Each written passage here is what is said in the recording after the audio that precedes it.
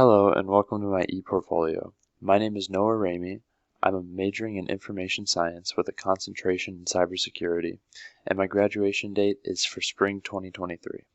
Here I am showcasing some of my academic works that I believe showcase both my values and my skill set.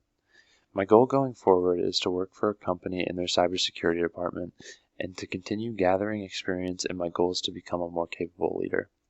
A side interest I have is in becoming a teacher to younger kids when it comes to the tech field.